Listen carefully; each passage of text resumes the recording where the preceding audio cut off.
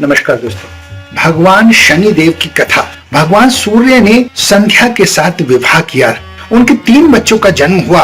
उनमें एक मनु, एक यम और एक यमुना थी। संध्या सूर्य के लिए एक पवित्र पत्नी थी, लेकिन वह सूर्य की तेज को, उसकी प्रतिभा को, उसकी गर्मी को सहन नहीं कर पाती थी। इसलिए वह सूर्य की प्रतिभा का सामना करने के लिए, आवश्यक शक्ति जुटाने के लिए तपस्या के लिए चली गई। अपनी तपस्या के परिणाम स्वरूप उन्हें वो शक्ति प्रदान हो गई। संध्या ने तपस्या पर जाने से पहले एक औरत को बनाया और उसका नाम छाया रखा।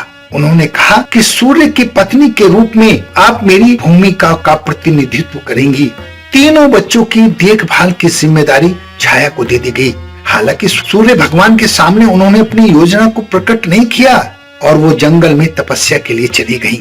क्योंकि छाया बहुत साधारण स्त्री थी, लेकिन रूप में वो संध्या से मिलती जुलती थी, क्योंकि संध्या ने उसे अपने सारे काम निपटाने के लिए पैदा किया था। वो सूर्य की पत्नी के रूप में महल में रहे और छाया अपनी तपस्या को पूरा कर ले। उसके रूप को देखते हुए भगवान सूर्य भी छाया को पहचान नहीं पाए। उन्हें भी उस पर संदेह नहीं हुआ। छाया के माध्यम से सूर्य भगवान के 3 और शिशु हुए और ये थे मनु, शनि और ताप्ती। इसलिए शनि को सूर्य का पुत्र और यम का भाई माना जाता है। जब शनि छाया के गर्भ में थे, उन्होंने भगवान शिव को प्रसन्न करने के लिए एक गंभीर तपस्या की। चूंकि वे पूरी तरह भगवान शिव की प्रार्थना में डूब गई थी, दिव्य शक्ति गर्भ के भीतर बच्चे का पालन पोषण करती थी, इसलिए शनि देव भगवान शिव को बहुत समर्पित हैं। इसके अलावा जब छाया ने इतनी देर तक धधकते सूर्य के नीचे तपस्या की, उसके कारण जो गर्भ में बच्चा था, जो शनि देव थे, उनका रंग काला पड़ गया। जब शनि का जन्म हुआ, तब सूर्य भगवान उसके रंग को देखकर उसे तुच्छ समझ बैठे। उन्होंने इस बात का संदेह किया कि क्या शनि का जन्म उसके पास हुआ था। नाराज हुए शनि ने जब अपने पिता के ऊपर नजर डाली, तो शनि की शक्ति के कारण सूर्य भी काले रंग में झुलस गए थे। बाद में सूर्य को जब अपनी गलती का एहसास हुआ, तो उन्होंने पश्चाताप किया। तब भगवान शिव की उन्होंने आराधना की और उन्होंने बताया कि क्यों शनिदेव इतने काले थे, क्यों शनिदेव इतने काले उत्पन्न हुए हैं। उसके पीछे की सच्चाई जानने के बाद भगवान सूर्य ने अपने पुत्र शनिदेव के साथ रहने लगे, खुश थे। शनिदेव भगवान शिव के एक प्रेरक शिष्य बन गए और सभी गुण उन्होंने भगवान शिव से सीख लिए। शिव शनिदेव की भक्ति और उनकी ईमानदारी से बहुत प्रसन्न थे, इसलिए शनिदेव पृथ्वी पर पैदा हुए।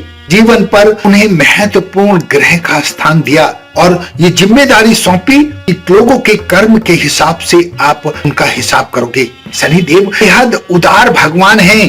हालांकि कुछ लोग उनके नाम से लोगों को डराते हैं, लेकिन शनिदेव पाप ग्रह नहीं हैं। हालांकि कई लोग उनको क्रूर रूप में देखते हैं, पाप ग्रह मानते हैं, लेकिन ऐसा बिल्कुल नहीं है। शनिदेव न्याय के देवता हैं, बहुत ही न्यायप्रिय देवता हैं। अपने भाई यम की तरह न्यायप्रिय हैं। यम इस विश्व में सबसे न्यायप्रिय देवता माने जाते हैं। ठीक उसी तरह शनिदेव भी न्यायप्रिय देवता हैं। इसलिए लोगों के किए हुए कर्मों के हिसाब से उनको परिणाम प्रदान करते हैं। अच्छे कर्मों के साथ शनि देव की प्रार्थना करने पर उसे जो आशीर्वाद प्राप्त होता है, उसके जीवन में जो खुशहाली आती है, उसके दुखों का जो हरण होता है, वो बहुत ही अतुलनीय है।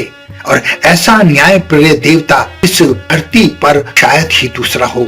अगर कोई पीड़ा में भी जल रहा है और शनि देव की प्रार्थना कर रहा है और अच्छे कर्म कर रहा है, तो शनि देव उसकी पीड़ा को हर लेते हैं। बस आप इतना याद रखिए कि शनि देव पाप ग्रह नहीं है, वो न्याय के देवता हैं, बहुत अच्छे देवता हैं।